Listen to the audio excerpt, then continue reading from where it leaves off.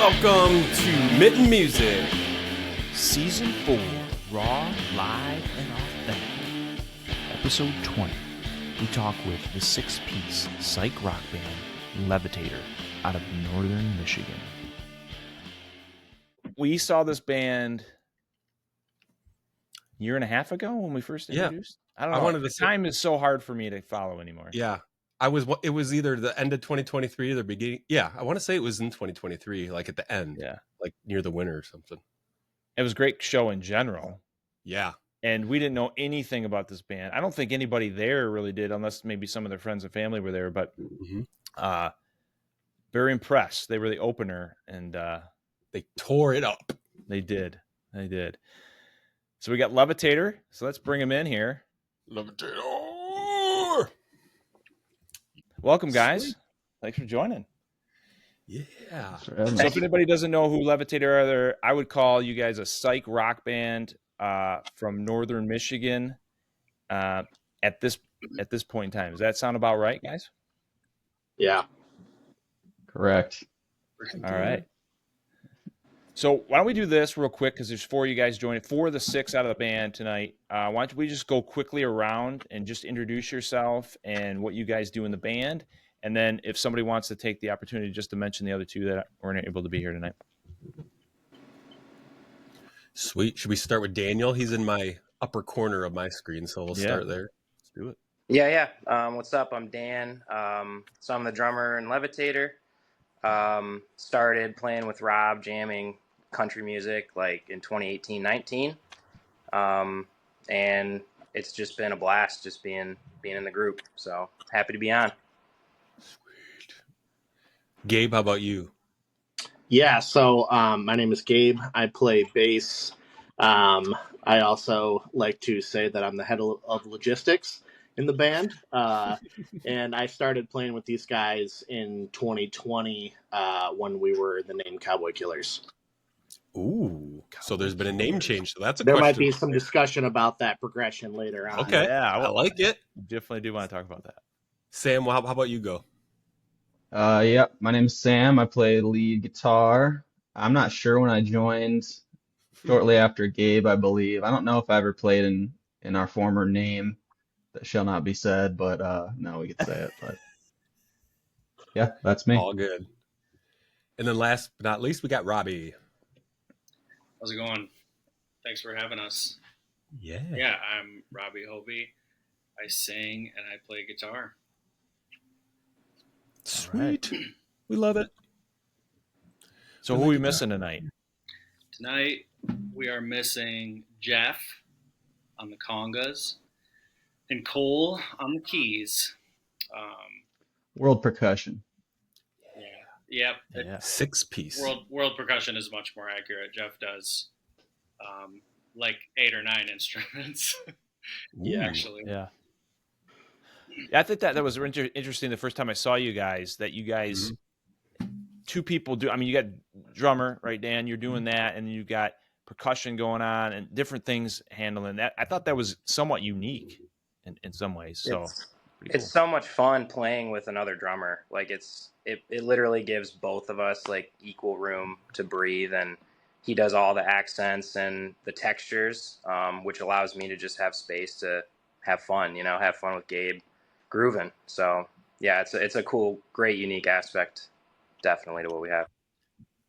Yeah. I have a question, and I feel like I should save it, but the fact that you just kind of said how you like playing with Gabe, because it kind of relates to the drumming and the bass, the sound of that on the track Ethos off your latest EP. There's that I noticed it. I have a pretty decent setup when I listen to music, right? And the first time I heard that song on here, and I was like, whoa, this is like booming. This is awesome. And I was curious how you guys made that sound. Is it bass and drums together, or is there something else? Is there a keyboard in there or something? So when that song got put together, we were kind of messing around with different tunings, and I dropped my bass down to like a drop D, because I usually never play anything else other than standard. And when we were getting it mastered, I do know that Andy Fedek, who is awesome in the music world, has had a ton of connections for us, and producing our latest album. He put a little bit of like sub stuff to it, and so you have that like bottom end in that song that like really you feel that in your chest. Yeah, for sure. Especially when it's just like starting out. And so that was a really, really fun song that kind of came along organically. Like a lot of our music, it just kind of like writes itself in the moment, but that one in particular was like a pretty different direction for us. Ooh, I like it. I love that song. It's probably my favorite. I like Mojave Wasabi is probably one of my favorites too. What I'm saying. That's like a fan favorite. Is it? It really is. I actually play it on the Sonic Coast a couple times a week or whatever. But yeah. Well, good stuff. After I saw the Dune movies and then proclaimed myself to be a Dune super fan without even reading like a page out of the books, I started calling Mojave Wasabi the Sandworm Boogie. In live. That makes perfect sense. I don't know. That makes sense. I like it. I have not read Dune either, but the movies are excellent. So that's Levitator's Dune song. There you are. There you are. Yeah, that's for sure. Lore. That's some lore. So you guys mentioned, you mentioned the song off Realm. So that is your latest EP. That came out early. Was it early this year? It's 2024. November of 2024. So close. Yeah. Okay. Yeah. So that's your latest. You guys got 4 songs off there. And then before that, you guys had the EP Vision, A Vision Unforeseen, which is what I felt like I heard most of in the first concert I saw you guys in. And then more recently, I caught a lot of those other songs as well, which you guys played at the Pyramid Scheme. Yeah. Do you guys we've talked about this topic, EPs versus albums, or how many songs you're going to fit into an album, or how you're going to release your songs. Are you going to trickle some singles leading up to an album? So you guys have 2 EPs. Was that on purpose? What was the formulation to get to having the EPs? And I only ask because I feel like some bands are like, no EPs. We're going to wait till we have 12 good songs. We'll put out an album. But then that could take forever. That could take 6 years, and they never really get there because that's what they want. And other bands are like, we can get this EP out because it has a sound. It's encapsulated. It's a thing up by itself that we don't necessarily want to cram into something else. Yeah. And they are cool with like releasing EPs and maybe even trickling out singles, which is a whole other topic to talk about too. But what do you guys think about that whole piece of it? I would definitely say that I was heavily inspired before Levitator by a lot of the Bay Area new wave kind of psychedelic surf sounds like Ty Segall and the OCs and King Gizzard and all that. I mean, King Gizzard's Australian, but you know what I'm saying? That sound. Yep. They would just pump out music, and there wasn't really any kind of rhyme or reason to it. They were like, we wrote this, here it is. And we had been playing exclusively covers, and then we started filtering in songs that we wrote to where we started our first show where we played original music. We played 3 of our own songs, and then the rest was straight covers. And then the more we just tried to overtake our set with originals, because the thrill of playing our own music was such a raw, intense fever. It's a fever that overtakes you on stage playing your own stuff. I tell people that it is an intoxicant unlike anything you could ever experience in your life. There's nothing that'll ever compare, and it's the purest, most incredible feeling. Is you all work together, you made this thing, and now you get to play it together in front of people. Yeah. So we desperately wanted to stop playing covers and just play our own thing. Yeah, and I would add that like Levitator has never had a set plan or like direction that we're like heading towards. And so a lot of this has just been like trial and error. And so as we've written our songs, it's never been a sense of like, here's a hard deadline that we're trying to get to where we're going to make a full length album. Like I think we all have the vision for that, in the future, but it's like every single EP that we've released, those songs at that point are almost a year and a half plus old by the time we've actually recorded them and put them out.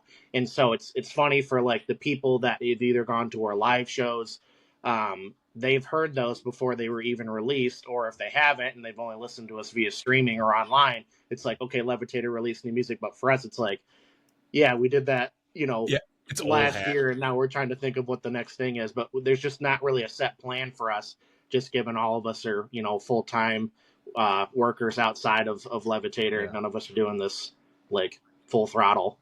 Right. I love it. I like it. I will say too that I think we're all on the same page. I think we all want a longer album style the next time. If it works out that way, like Gabe said, we don't have any hard set deadlines or anything, but I think most of us want a little bit more traditional style. Sure. Seems like every band has a different idea or thought behind it for different reasons. So yeah, I don't think anybody's really gave the same answer yet. But I feel like that question gets asked quite just about every episode. It was talked a lot. I mean, we talked about it a lot, and I feel like at the end of the day, it just came down to we were ready to record those 4 songs, and we just were like, this isn't really enough to call it an album, so we just do another EP. And instead of we're sitting all on it good with longer, that. you just get it out there for everybody to enjoy. Sweet. That's Exactly. cool. I dig it. Robbie, you touched on a little bit about you guys did a lot of covers. Give a little bit of backstory where you guys came from. It was alluded to earlier. You guys did country songs. I thought this was interesting when I talked to you guys the first time at the first show I saw you. We talked after you guys played, and the fact that you guys were a country cover band, and now you guys are I would call a psych rock band, right? That's a very interesting transition. So talk a little bit about that backstory and how you guys came to where you are now. I was a machinist at a machine shop, and all I thought about all day long, I had my Bluetooth headphones in, all I thought about all day long was starting a band and wanting to start a band. And I lived in my head, and that's all that I thought about. And a day finally came where Dan and I became friends through friends, and we just decided one day to get together and cut it up. What the heck? Like I had a guitar and he had a box drum. And we goofed around once, and then I think it must have been it could have been a year until we might have played together again. And then we played in a totally different place. I maybe had 2 or 3 more new songs. But things progressed basically at that pace for a while. We didn't care when we got together. And then I met Cole.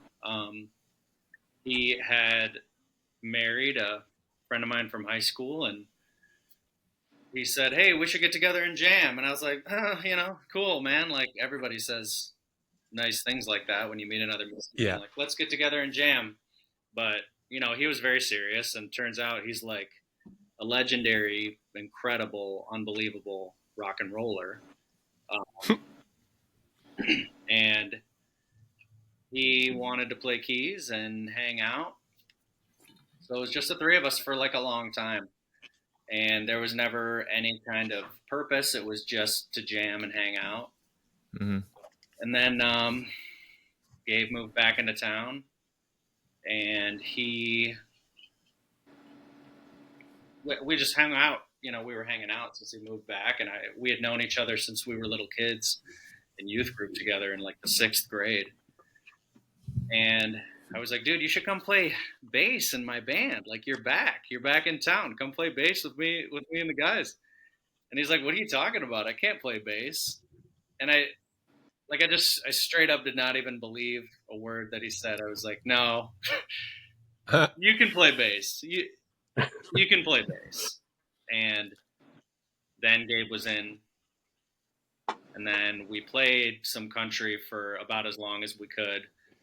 Until one night, Gabe put his foot down, and he's like, "You guys, I can't play any of this sad crap anymore." He's like, "I got to play something that grooves and moves, and I got to get real." movement and the sound. Like we can do some rowdy stuff. And I thought about it, and I was like, well, the only thing I can really play is the blues on an electric guitar. That was the only thing I felt like I could moderately do. Okay. And as soon as I said I was interested in playing some blues, Sammy was immediately in. And then once we met Cody Brzezinski and our friend Jeff Neal, we met them, and they came for one jam and stayed still on, and then couldn't get rid of him. Cody decided that he was gonna. He actually just started his family up and has a son now, and he's still we're all still super close, and we all still talk and catch up, and he's still a member of Levitator as far as we're all concerned. You gotta tell the Jeff story. Yeah. You gotta say how you met. Yeah. We met Jeff because a friend of ours, Brian Cornett, was he wanted to become a worship pastor at a church somewhere, and he wanted to make an audition video. I hope I'm retelling the story correctly, but he needed a bunch of us as an ensemble backing band. So that's where we met Jeff and Cody officially. That's cool. That's unique. Yeah. Cody was like, we seriously, or Jeff was like, we seriously need to get together and jam, and we should all play together for real. And then I heard Cody play the riff to Layla by Derek and the Dominoes, and I shot my head over and I looked at him and I was like, can you do that again? Just the way you just did that? And he does it again, and I was like, dude, you should come jam with us sometime. Yeah. So, yeah, we just hung out with Jeff, and we were over at his house one time, and I looked in his music room. He had this super cool music room, and he's a lifelong musician. He had a super cool music room back then, and it's even cooler now. But he had this super cool set of congas in his closet. I was like, dude, you should bring these to our blues band's practice. You should bring these sometime. And he's like, okay, he didn't really get it, but I knew that it was going to be sick. I love T-Rex. I knew that it was going to work. And as soon as it set in, it was, it worked. We were off to the races at that point. Sweet.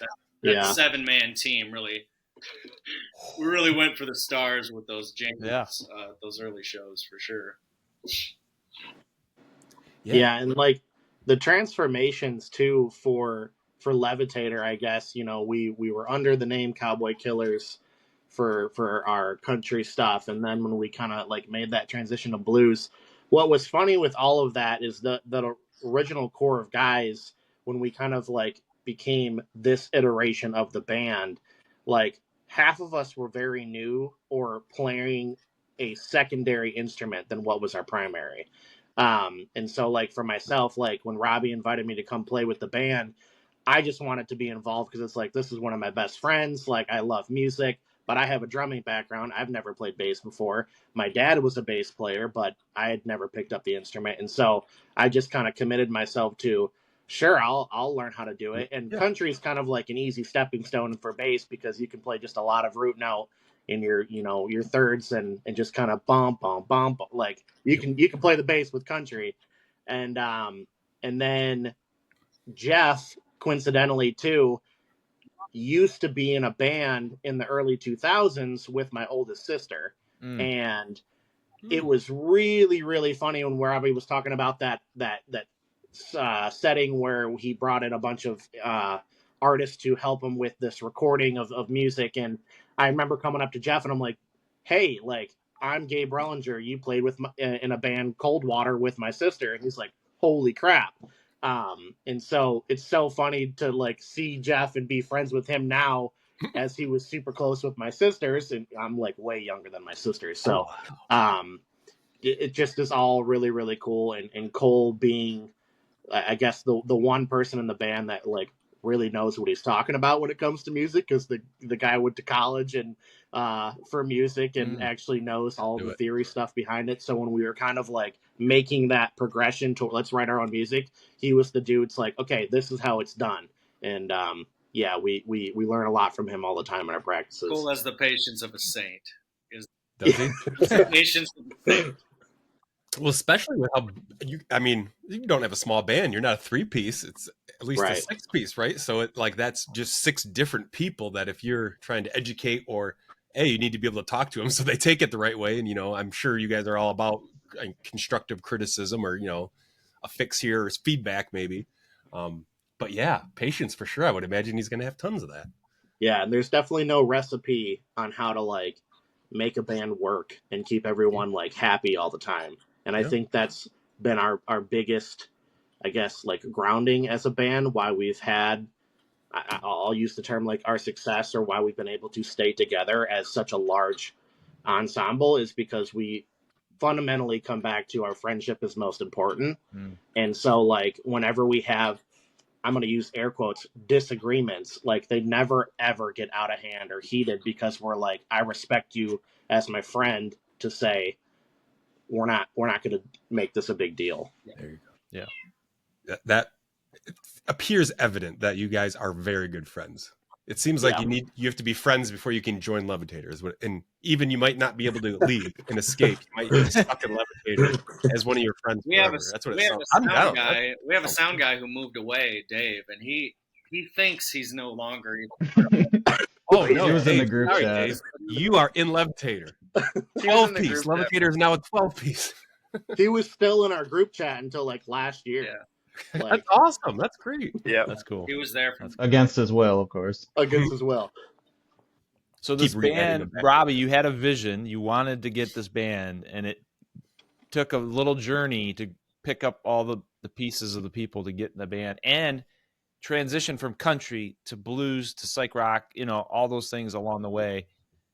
You got it. Your vision's here. Well, that is that the vision unforeseen? That way of putting it makes it sound like it's all just been one big plan all along, but really, it's definitely not like that. It's been freaking nuts. Like this is a wild thing, having a band and working with guys and writing music and hauling gear around and showing up at places and playing, and it's such a.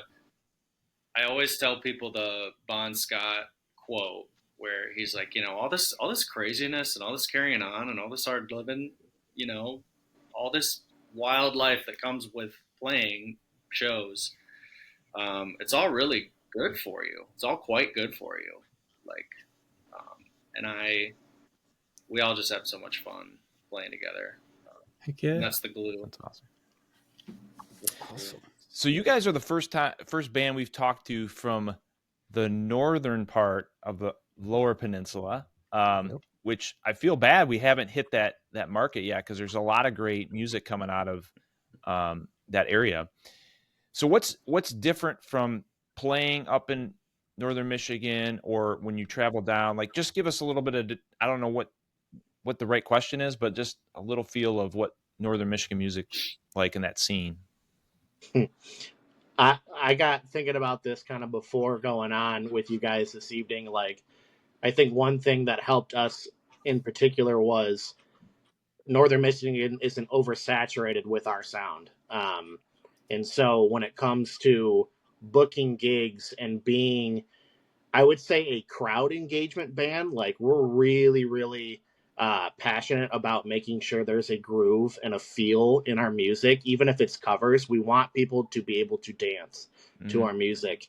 And so we quickly were kind of like, Levitator's drastically different than the folk and bluegrass that we have up in northern Michigan, because we're very tied with Blissfest and Crooked Tree Arts, which is a fantastic scene, but it's not Levitator sound at all. So trying to like be a part of that, but then people are like, okay, well, they're not bluegrass, they're not this, so we don't necessarily get booked for a lot of those events. It just kind of like led us to different opportunities, and playing downstate we've realized, and this isn't like a flex or anything like that, but like we get paid a lot more for gigs up in northern Michigan just because they're usually event stuff. But we have a lot more fun because the crowd engagement downstate is unmatched versus here in Petosky or like Traverse City.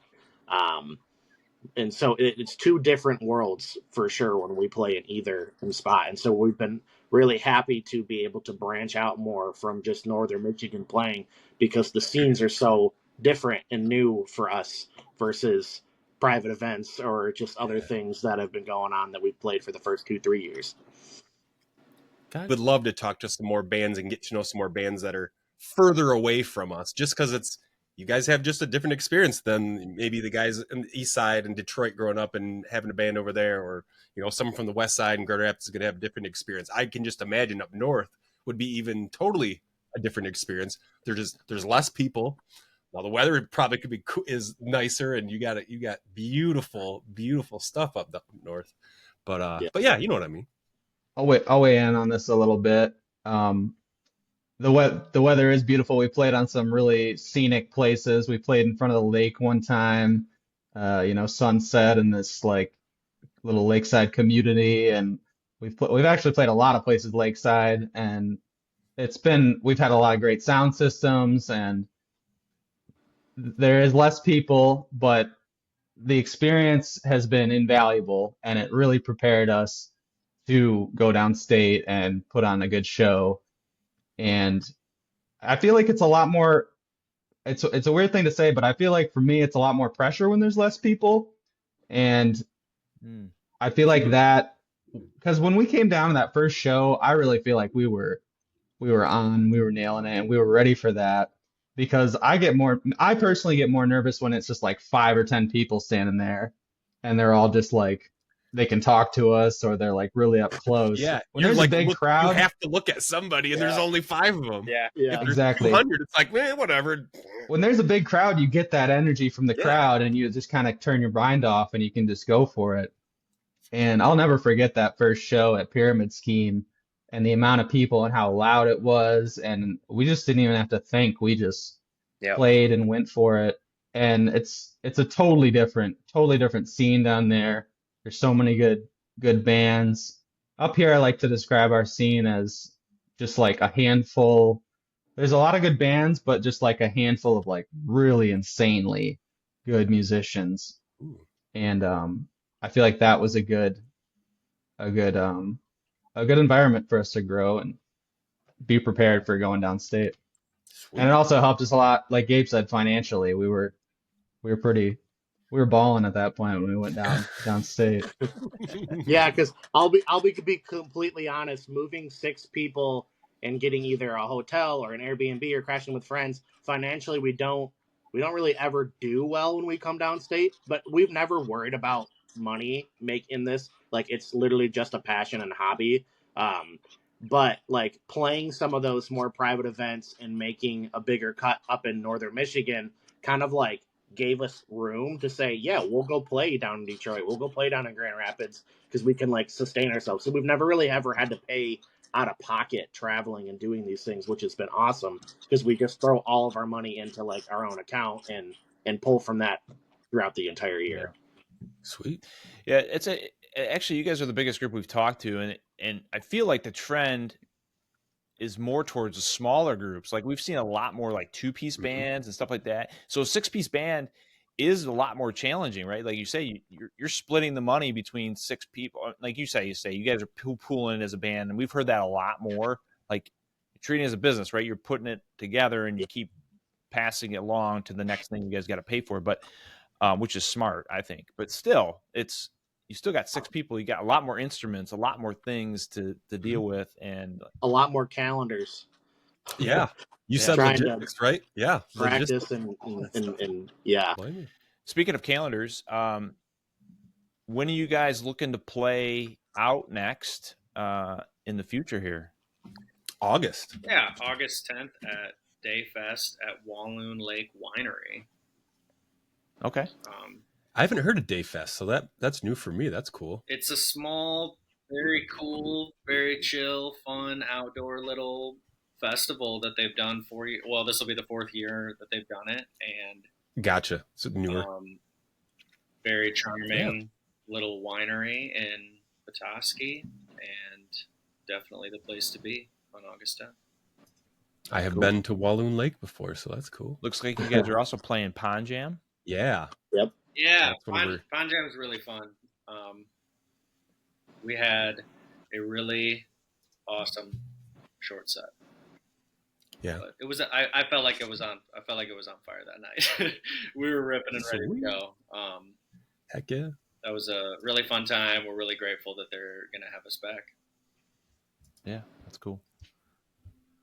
So it sounds like you guys are really in. I mean, your passion is to play live music. Like, I mean, you guys are recording and you're putting stuff out, but it sounds like when you get in front of people, that's really where you want to be. Is that true? Yeah. Absolutely. 100%. Absolutely. When we first started wanting to play blues music, the specific style of blues that we were trying to go for was more of like the Canned Heat at Woodstock kind of blues, where we were just like everybody's buddy. We're not virtuosos. We're just like some guys that you know from seeing them around town playing blues music that's like gonna get the people moving. That was all it was really about. It wasn't about anything crazy shredding related, any of the really amazing collaborations we've done with Mr. Matthew Supernuclear, like that hadn't even been thought of yet. Oh, that's where we heard of. That's when we first saw show we saw Supernuclear. him, Yeah, Yeah. was that show, your first Pyramid Scheme show? Yeah, he was cool. Oh, so cool. yeah. Oh, he's absolutely. I saw him last weekend play. I say play like, yeah, he doesn't. I mean, yeah, he plays with your mind. And Yeah. guys, he did the lights for a Carbon Decoy and Moon Goons show here in Traverse City, which was absolutely ridiculously sick. What? It was amazing. Oh, And that was right. It was the first time we saw Carbon Decoy was the first time we saw you guys, because they played Yeah. with you. At Think about Pyramid this Scheme. build. I mean, Ryan, go back to this day, right? The bill Ficus is was Ficus there. Levitator opens up. Yeah. I can't remember. Overdrive. I can't remember the rest of Overdrive the order. Orchestra was next. What's that? Overdrive Orchestra was after us. Then it was Carbon, right? Then it was Carbon. Then it was Ficus. Ficus. Oh, that's probably I mean, that show, it sticks out in my head. I forget. I think I've only seen you guys once, and I feel like I've seen you more than once, but We do. most of my concert memories since we started this podcast is that show. Yeah. We do still And talk that- about it. What's We that? do still talk about it. It was I mean, Yeah. Ficus totally took a chance on us and Yeah. allowed us to come basically sight unseen. We hadn't really recorded anything. I don't know exactly what it was that made them all agree that this was a good idea, but they took a chance on us. So I told the guys, we all knew that it was go time. Yeah. Yeah. It's go time. Yeah. You guys pulled it off well. Yeah. It was awesome. Other than Cole, like for all of us, it was a new experience playing like a city show, right? Yeah. Like in an actual like music venue with a huge crowd, and like it really was. That's gonna be fond memories for years and years to come for all of us. And what I take even more from just the music experience from that, other than Overdrive Orchestra, we became super close friends with Ficus and Carbon Decoy through that show, and we've been able to play on more bills with them and maintain connections. That's why, like Robbie was just talking about last weekend, Carbon Decoy was up in TC, and he and I went to that show, and just like being able to hang out with those guys and chat, like the after the show hang is like sometimes what we look forward to most when it just comes to playing, because like the connections and friendships that we've made have been unreal. That's sweet. I think I have a poster. I have a show poster from that night that Casey from Carbon Decoy whipped up, I believe, because he was, I don't know if they were selling them or giving away, but I ended up with one. I was trying to look for, I can't remember where I put it. I have it somewhere. Yeah, I've got that one too. That's That's so cool. That was an awesome show. So are you guys working on any new music? Well, I shouldn't say working on. So you guys got some new music in the library that you guys kind of fleshing out? We got a little bit of something going, not too much. Mm-hmm. We're taking it nice and easy this summer. But I've got some little things cooking up in my mind, and I always put faith in what has always happened when I just show up with some stuff to the guys. We can always Magic. you know, we all throw our ingredients into the pot and figure it out. Our songwriting has never been about creating an orchestra. We've tried that with some stuff, and it's fun with some stuff, but the way that we write, a lot of it has been each individual person does their contribution, and they put their part into the mix to fill out the sound and keep the beat moving. And then if it works, it works, and we just keep on. Like you said, trial and error. Lots of trial and error, I bet. We got a handful of songs. We got a few songs that we're working on.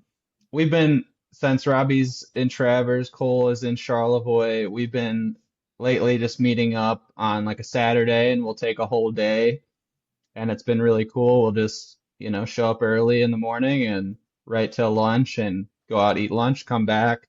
So we've done that, I think, 3 or 4 times recently, and we have a few songs that I don't know if they're album worthy yet or anything's like really done yet, but we definitely got some stuff on the stove. But like Robbie said, we're taking it real easy at this point in time and not putting a ton of pressure on it. But I wouldn't be surprised if in the next couple of sessions we're a lot further ahead than we think we are right now. Sweet. Yeah, that's great. Good stuff. And then we like to gig something a lot to waterproof it and make sure that it actually works. That's how we like to do things. We like to make sure that it actually works in the gig environment, and then we want to try and capture that.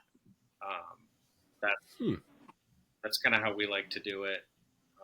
Go for kind of just like a classic rock and roll type sound as much as we can with our own attitude. Yeah. Sweet. I love it. Yeah. It's good stuff. Well, I'm excited. I can't wait, but I won't pressure and push you guys, but I'm anytime you get some more I can get me some more Levitator, I'll be excited. So we agree. Thank you so much. Thank you. Good stuff.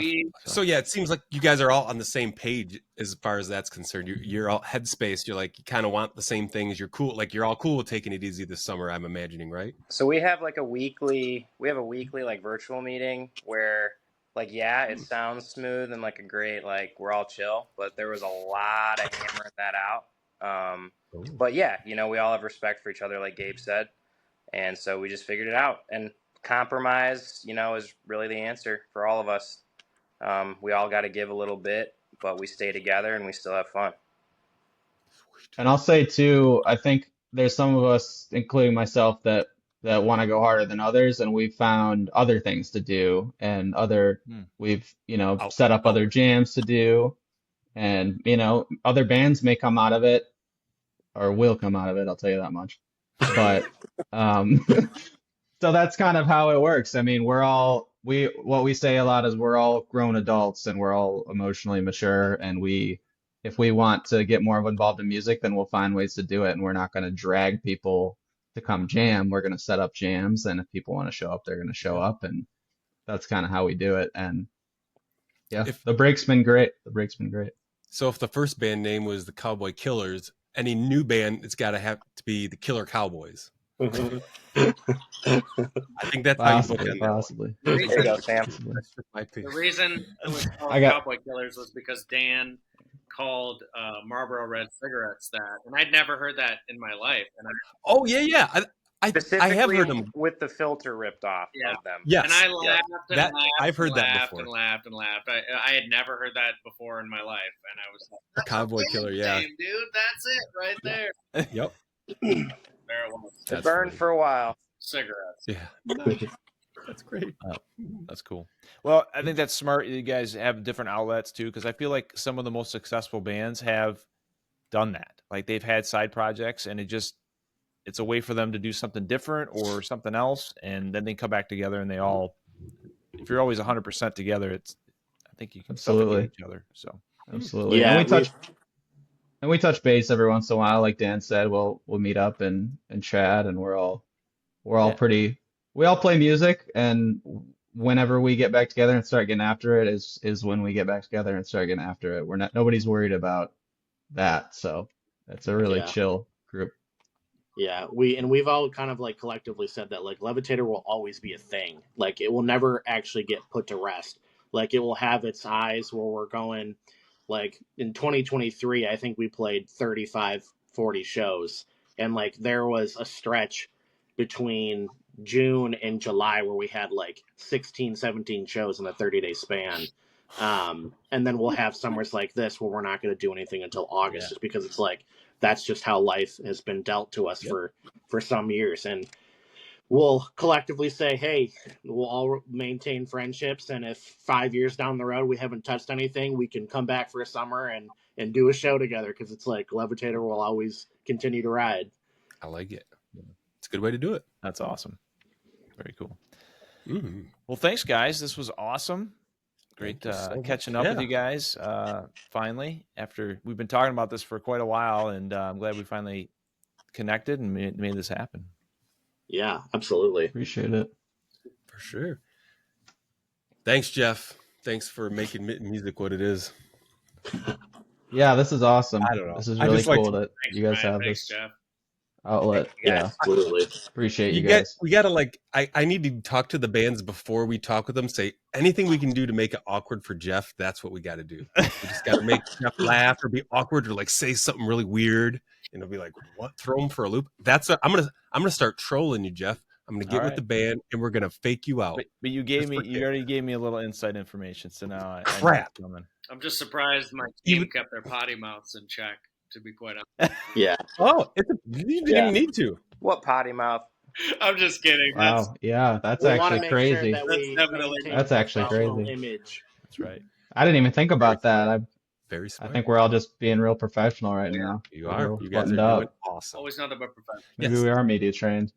Well, thanks again, guys. It was awesome. We cannot see. I have a feeling I would like to go to Pond Jam, but we'll see. One of those, Do one it. of these fall shows, we'll be there. Dude, I'll the be there. cheeseburgers are really good. They got a really good cheeseburger cart. Yep.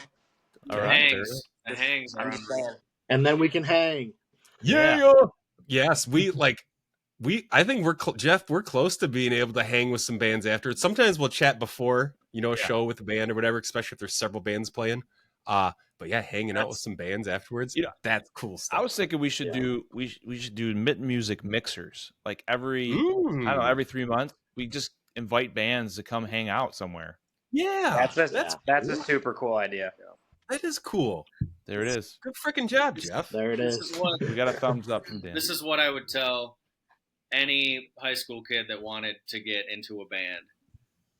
They have, like, we exist as Michigan musicians, like we have to encourage the next generation. So I'm going to use this podcast to encourage the next generation. Do it. Get out there. That's Start right. a band, kids. Get out there and do it. If not, because, it's obviously the right thing to do, but if not that, do it for the band hangs after the shows, because they're simply the greatest. All these relationships we've gotten to make along the way, you guys included, it's just magic. It's real life magic. Yeah. It's such beautiful, awesome magic in our life. So, Human connection's amazing. yep. Oh, it is. For sure. Well, thanks again, gents. We will see you in the fall live. Alrighty. You guys. See ya. If you like this episode, check out all of our episodes on your favorite streaming platform, or even our website, themittenmusic.com. Or if you want short clips of our episodes, check out our socials. We got Facebook, we have Instagram, we got TikTok, and YouTube. We're all over the social media game. Make sure to check out some live Michigan music or listen on your favorite streaming platform.